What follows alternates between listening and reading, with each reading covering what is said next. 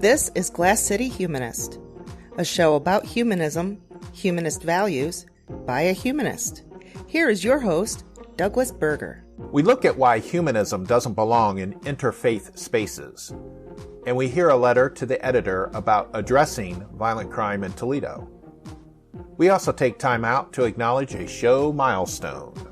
Glass City Humanist is an outreach project of the secular humanists of Western Lake Erie, building community through compassion and reason for a better tomorrow.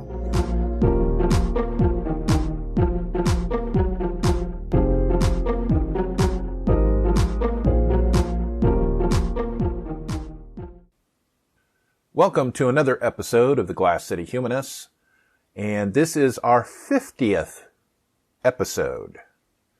I cannot believe this is the 50th episode. I do appreciate the people that have downloaded this show and listened to this show online. And I really enjoy doing this show for people that may not know much about humanism. And I also appreciate the people that probably know a lot about humanism that might get something out of this show. We've had over 3,000 downloads since the first episode, which just boggles my mind, from I believe 48 different countries at one point or another. And I do appreciate that. And I appreciate the support that our local group, Sholey, the Secular Humanists of Western Lake Erie, has given to the show. I know a couple of people listen to it, which I like. And so what are we going to be doing going forward? Well, I have some irons in the fire, as it were. Trying to get some more guests, and we're always in need of guests. So if you are out there and you think you would make a good guest on a humanist podcast, go visit our website, glasscityhumanist.show, and submit a contact form, and I'll get back with you. Or if you know of somebody who you think would make a good guest, you can always suggest that. So I'm working on trying to get some more guests because I really enjoy doing interviews. I know a lot of people probably hate listening to me drone on about things. I'm also going to try to do more themed episodes, and we're going to go through the 10 commitments, the American Humanist Association's 10 commitments, and we'll also be discussing the Humanist manifestos, the history of them, and which ones are, the one that Humanist Manifesto 3, the aspirations, and get more into that. I am also right now under consideration for having podcast episodes added to our local community low power radio station here in Toledo. Hopefully that comes to fruition. And if so, then you'll probably be hearing some of these episodes on regular radio, which would be great. And so I really do appreciate the listeners of this podcast. I really appreciate the reaction I've received, the comments, and it's really encouraging. And again, I really enjoy doing this. And of course, I have to put in the part about, if you'd like to see this show get better and include more bells and whistles and really do what I really want it to do and be an outreach, feel free to donate to the show. Go to Sholey's page, humanistwle.org, click on donate, and if there's a note in the donate box, put down for Glass City Humanists, or send us an email and say, that's what you've donated for, and then those funds will be used exclusively for the podcast. And we did have a sponsorship from the AHA, a grant just ended recently, and I really appreciate the AHA for all their support in trying to get guests and some of the staff people being guests on this show, and I really appreciate that. So I just wanted to take this moment just to signify and acknowledge that this is the 50th episode of the Glass City Humanists. And like always, I hope you enjoy it. This is Glass City Humanist.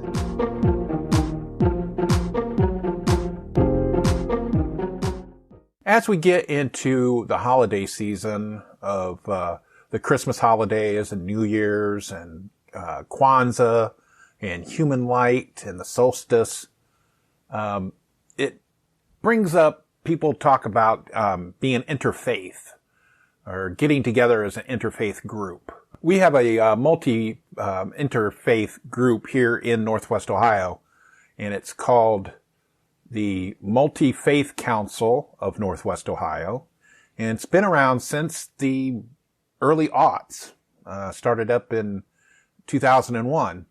Usually what happens with these interfaith groups, such as the Multi-Faith Council, they have like a purpose, and their purpose for the Multi-Faith Council is we seek mutual respect and understanding among all faith traditions through overlapping strands of education, fellowship, and community service. And that sounds great, because humanists, we're all up about education. We're all about fellowship. Well, I don't like that term. And community service. Humanism should be able to fit in to an interfaith group. Unfortunately, we don't. For the very specific reason that humanism is not a faith tradition. So what do we mean by a faith tradition? A faith tradition, it's religious traditions and denominations that are constellations of beliefs, practices, and institutions used to describe a common type of religion. Common type of religion. Religious traditions are broad understandings of the supernatural produced in societies and practiced by groups and individuals. So humanism is not a faith tradition. It's not a faith tradition because we do not seek broad understandings of the supernatural. We reject broad understandings of the supernatural. We reject the supernatural. All we care about is, reason and concrete explanations of our world and things that, based on the scientific method. We don't have faith. We aren't a faith tradition. So we naturally do not fit an interfaith framework. Now, this kind of is not a schism, but there is kind of a divide in the humanist community in general, in the free thought and atheist community in general, about participating in interfaith groups. You have people like me who I do not feel that humanist groups should be involved in interfaith groups because they're interfaith, and not, a word you could put in place would be interpath, because we have different paths of beliefs, or not beliefs with values. We have different value paths. And so we could be interpath, and that would be inclusive. But interfaith is not. But then we have another group of free thinkers, humanists, and atheists who believe that we should latch on to interfaith groups. I wrote an article or essay about this on my personal blog about 8 years ago or so, back in 2014. And so I'm going to read some of it, and some of it isn't relevant to today, in 2022, but I'll try to work my way around it. But this is how I feel about interfaith. I hate the word interfaith. I'm not religious, and I don't have a faith. So anything labeled interfaith doesn't include me, no matter what word spinning you try to do. You just can't add non-belief to interfaith and be inclusive. Using the word reduces non-believers to the level of unwanted stepchildren. We need a new word to express cooperation between people who have faith and those who don't, and I nominate interpath. There has been a call in the non-believer community to participate in interfaith groups. One such group that we had in Columbus, when I lived in Columbus, is called BREAD, B-R-E-A-D, which stands for Building Responsibility, Equality, and Dignity. that's why naturally this essay had come up, was that my Columbus, when I was involved with the Humanist group in Columbus, there was a debate in our group about whether or not to participate in Bread. And what Bread usually did was they had this big convention or conference where all these faith groups would get together, and then they would decide what particular social justice issue they would take on that year. And then all these groups then would focus on that and try to get political leaders to come and talk to them or listen to them. And then they would raise money to do a particular action, whatever it is. Like one year it was affordable housing they really focused on. Another year it was criminal justice. And I mean, they do good work. I mean, I have no problem with the things that they were doing. Social justice is an important thing. That's why our group, Sholey, focuses on social justice when we can. But it was an interfaith group. And so we had contacts within the First Unitarian Church of Columbus, down in Clintonville, the Clintonville area of Columbus, that they were part of Bread. And they said that they had talked to Bread about us, our humanist group, and there was some discussion, and some of the religious people on Bread's board really did not like us. They didn't like humanists because we were anti-theist. We were atheists. We didn't like religion and things like that. So they didn't want to have us in there. But they said if the Unitarians wanted to bring us along with them, they, as a tryout. So we did. We had 5 or 6, maybe 10 volunteers that worked with the Unitarians in Bread. And I didn't see any benefit for it. And in the end, I don't think we ever went back. I don't remember. We might have worked with them one more year, but there was a lot of the faith groups that were part of Bread that really did not like us. They came right out and told the Unitarians that they didn't like us. Some of our people were told that they weren't appreciated and weren't welcome. And people, they're like saying, Doug, this is 2014 and everything. And I'm like, great.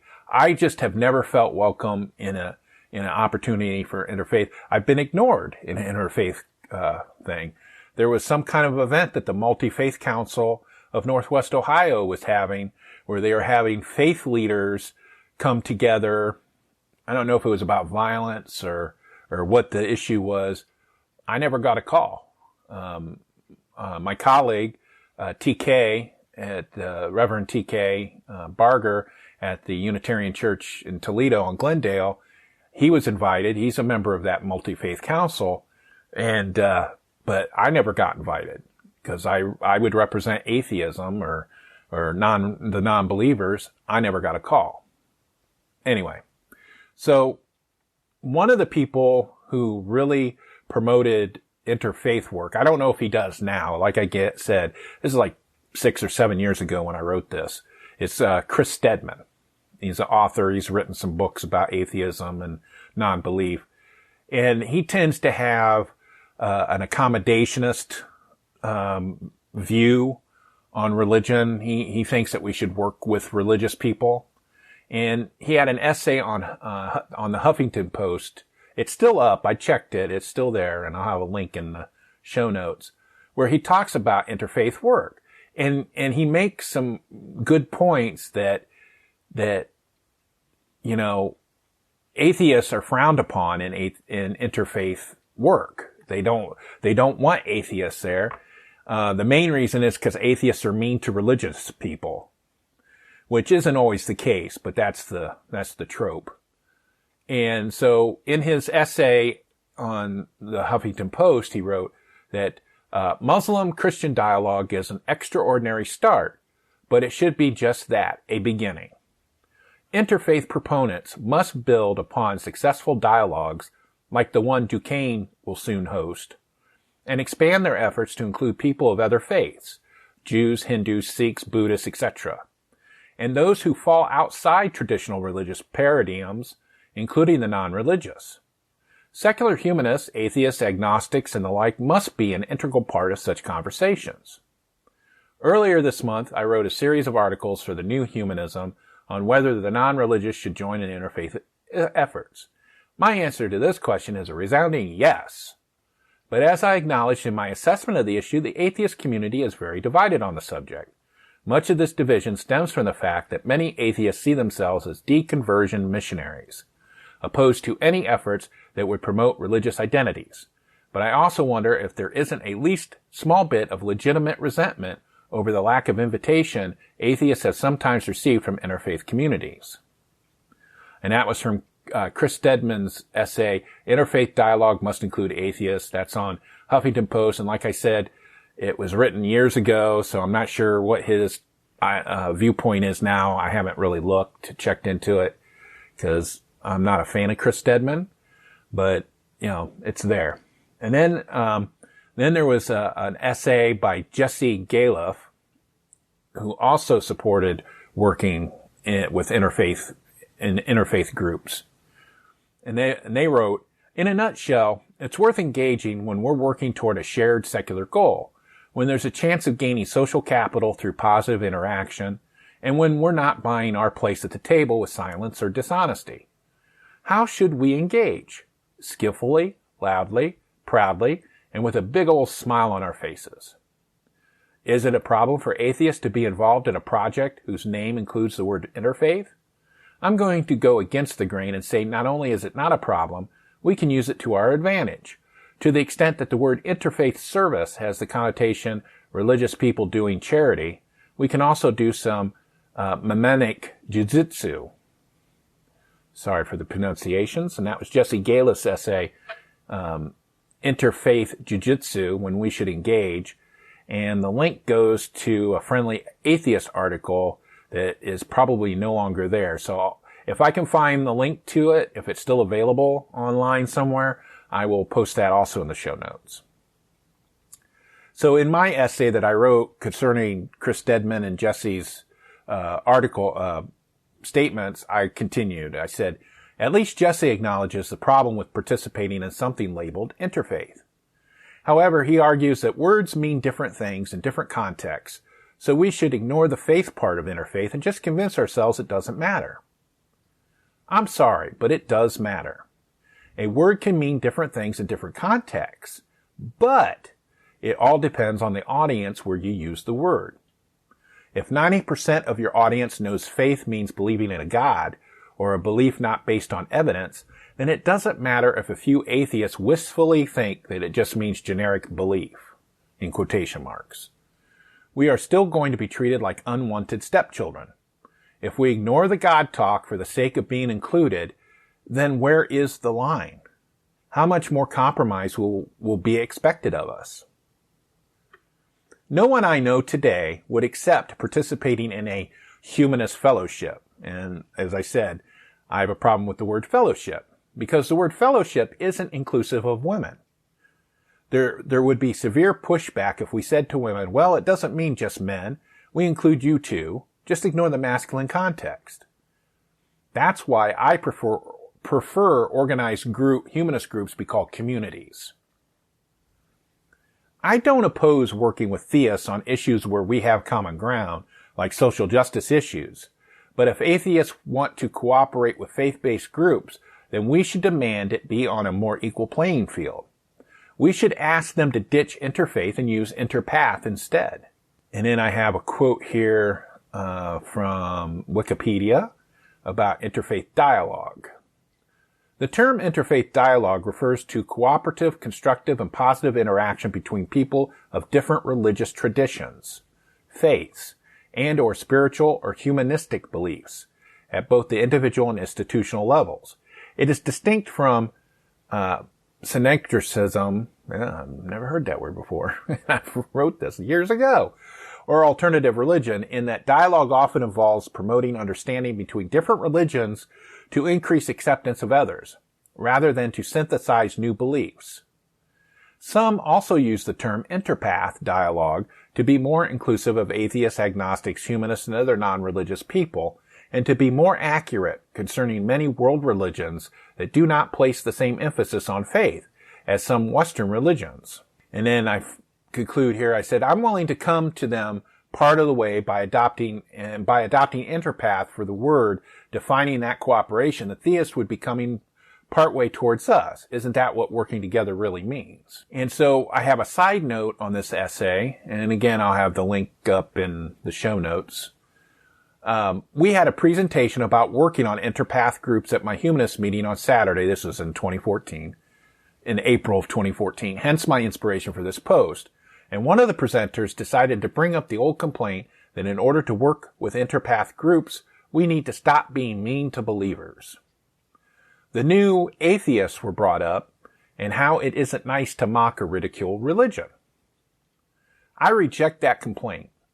I believe all ideas, and humanists should believe all ideas are open to question, and that includes the possibility of mocking or ridiculing religion. As long as it is focused on the idea and the religion and not the person holding the idea or religion. There shouldn't be an issue. There are many believers who mock and ridicule us, the non-believer. Some even believe we are going to hell, and they're gleeful about saying it. Also, there is not one single perfect version of atheism, nor should we accept someone telling us how to act or behave. We aren't a church. I also reject the complaint about mean atheists screwing up Interpath work because those mean atheists would never participate. Atheists who are interested in working with theists wouldn't walk into a room on the first day and say, "Your religion sucks, you morons." Well, over the years since I wrote this essay, I think there probably would be some that would do that, but it's not common. It's basically what's the old adage? It's how you were brought up, whether or not somebody would do that. It's been my experience that the mean people refuse to cooperate on principle, so they would never try to join an Interpath group or an interfaith group. It should also be noted that in our meeting, we were told about the interfaith group Bread here in Columbus, Ohio. Some of the religious people who participate in Bread were against and actively campaigned to prevent the city of Columbus from providing benefits for city employees and same-sex marriages. If I were participating in Bread and one of the theists tried to degrade LGBTQs or same-sex marriage, I would have to call them on it. That would be considered being mean. But I couldn't in good conscience remain silent for the sake of interfaith cooperation. And that's really like one of the main points I have that the reasons I really do not like anything with a connotation about interfaith, working interfaith, because usually, like I said, what it means is if we're working with people with different religious traditions, then it's always on us. The onus is always on the non-believer to stay silent about your personal beliefs. The believers will all say, "Praise Jesus," or "Have a blessed day," or they'll gather in prayer before they start doing something. And the non-believer is not allowed to say anything or question anything about that person's religious beliefs, which is fine, because, that's basically how interfaith works. But, they don't, it's not to where we're included in the interfaith workings or the interfaith things. If they wanted to have a prayer, they could have a prayer and include the non-believer in their prayer, but they never do. They could have a prayer that isn't overly religious. They could just say, we're here, we want to do a good job of whatever activity this is, and let's all do a good job. Kind of like football teams when they gather right before the game and the coach is like, "We're all going to do a great game and we're going to win. And on 3, 1, 2, 3, go team." Why can't they do that in an interfaith group? Hey, we're going to feed these people that need food and give them clothes and supply these school supplies. So let's do a good job out there. On 3, 1, 2, 3, go team. See how that works? And that doesn't exclude anybody at all. And that's how interfaith should work. If you're going to do interfaith, you have to include the non-religious, and changing the name to Interpath is just the first step. Do you like what you hear? Would you like to support the show so we can make it better? You can write a review for podcast apps that allow reviews. You can share our website, glasscityhumanist.show, with your friends, and you can donate to the show using the donate link on the website. Any support is appreciated.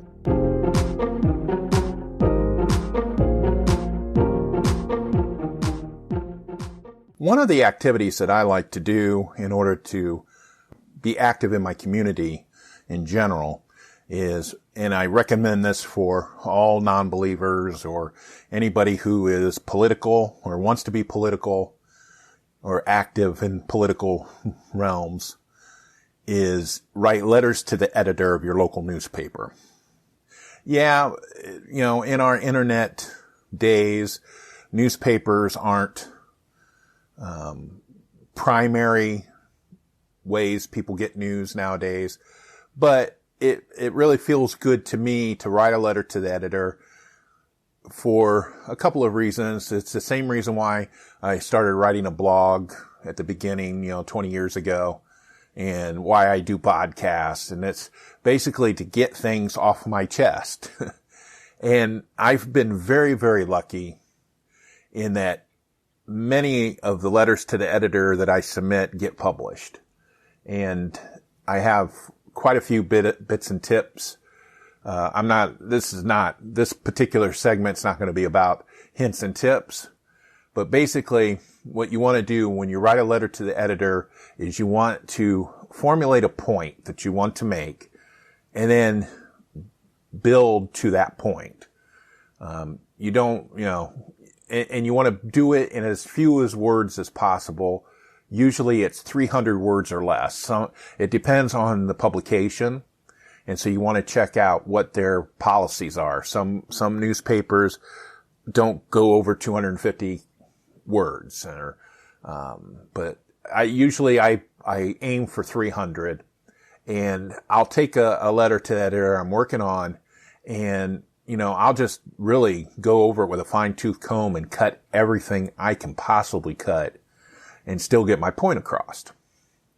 And so the other day, we here in Toledo, like many urban areas, have seen an uptick in violent crime. Really, the social scientists are not really coalescing about why it is that is happening.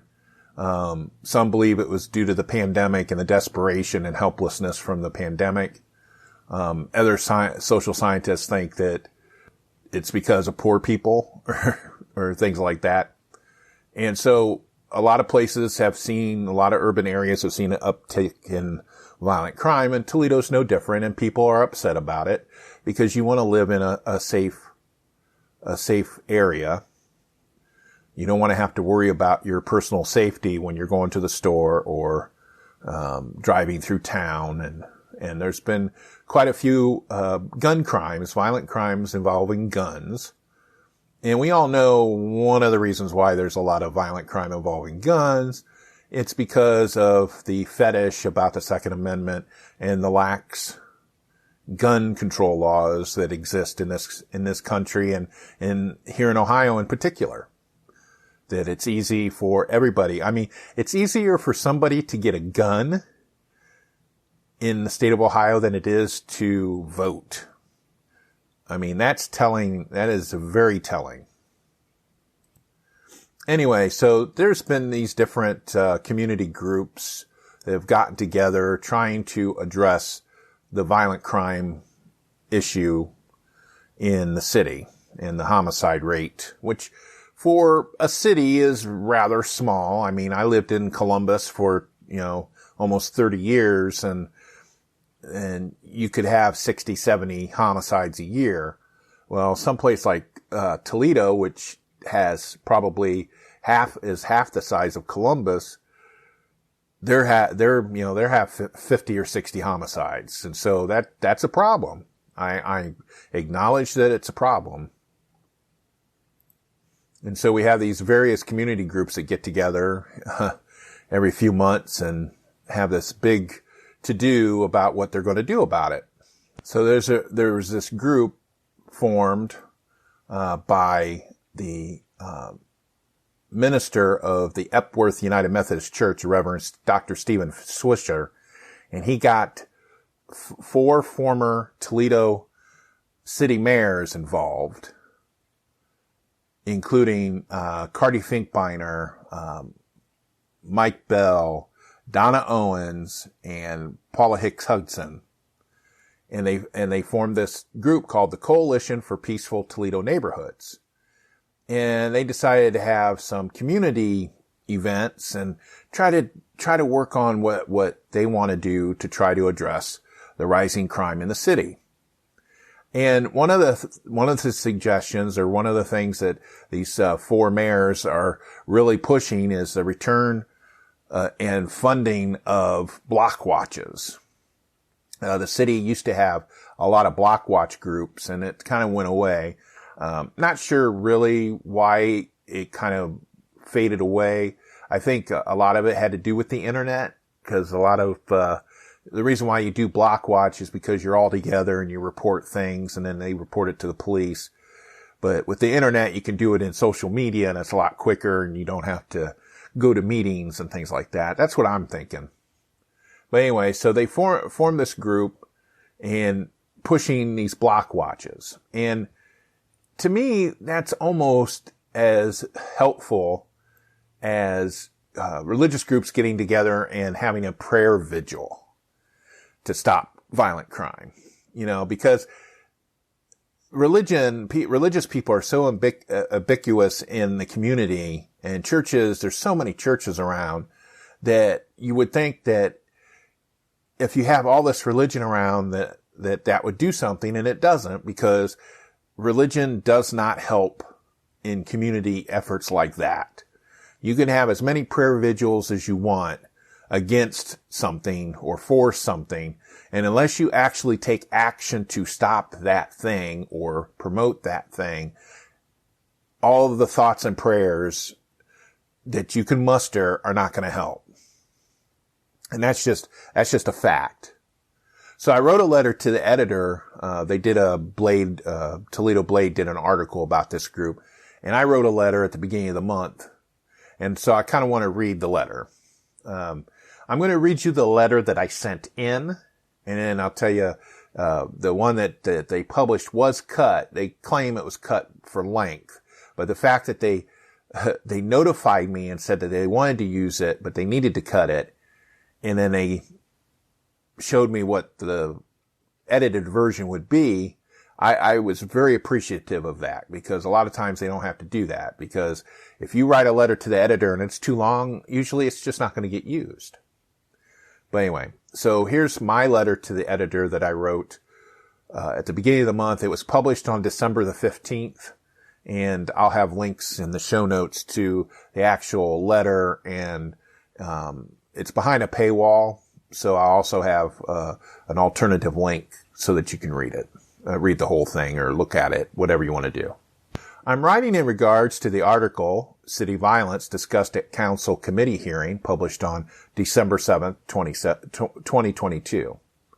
I am concerned about violence in the city, but I don't think the suggestions by the 4 previous mayors are the only solution. We have been having these discussions for decades. There is a Lucas County Court of Common Pleas Juvenile Division report published in 1995 that offered clips from various Blade articles of the time that complained about violent crime in the city. One clip talked about getting tough on crime with tougher penalties, and Representative Capter forming a blue ribbon panel of local elected officials to carry out the recommendations about alcohol and drug abuse causing crime. Larry Murphy, then the retiring director of the Lucas County Child Study Institute, blamed the increase in juvenile crime on the change from believing in obligations and responsibilities to believing in rights and privileges. Does that sound familiar? One reason it seems we can't solve the violent crime issue in Toledo is we aren't using the right solutions. Getting tough on crime and spending $200,000 on a bunch of volunteers reporting every shifty teenager in a hoodie walking down the street isn't the only solution, or even the right one. The neighborhoods seeing violent crime today are the same areas seeing crime in 1995, and probably before that. And more police or block watches is not the solution, because those areas are over-policed as it is, and if police officers won't live in the neighborhoods they police, how will the neighborhood ever trust the cops? Toledo has not invested in all parts of the city. It spent millions to wine and dine a bunch of rich people who visited for the Solheim Cup, while the city council clamped down on dollar stores in the inner city needing affordable food options. Most violent crime is the result of desperation and hopelessness, and one would say they need to go to church. Yet that isn't the answer. Look at a map and see how many churches there are in the impoverished areas of the city, yet the problems of violent crime continues. If a kid can make more money selling drugs than working at McDonald's, then we have a problem. We need to help the whole person and alleviate the desperation and hopelessness by investing in those areas that are struggling. By removing the blight, incentivize businesses and food stores to locate there, and encouraging affordable housing. We can form all kinds of committees with names that include forms of the word peace. But until we actually address the root causes of violent crime, like poverty, and the desperation of people, and lax regulations on carrying and getting guns, we will still be talking about this in another committee meeting with an elderly Mayor Cabbage, now on the former mayor squad. And I sent that in as president of the Secular Humanists of Western Lake Erie. So, as I said, in the letter and how I feel about this issue for sure is that violent crime is a problem and it needs to be addressed, but more policing and block watches is not the answer. Thank you for listening. For more information about the topics in this episode, please visit the episode page at glasscityhumanist.show. Glass City Humanist is an outreach of the Secular Humanists of Western Lake Erie. Sholi can be reached at humanistswle.org. Glass City Humanist is hosted, written, and produced by Douglas Berger, and he's solely responsible for the content. Our theme music is Glass City Jam, composed using the Amplify Studio. See you next time.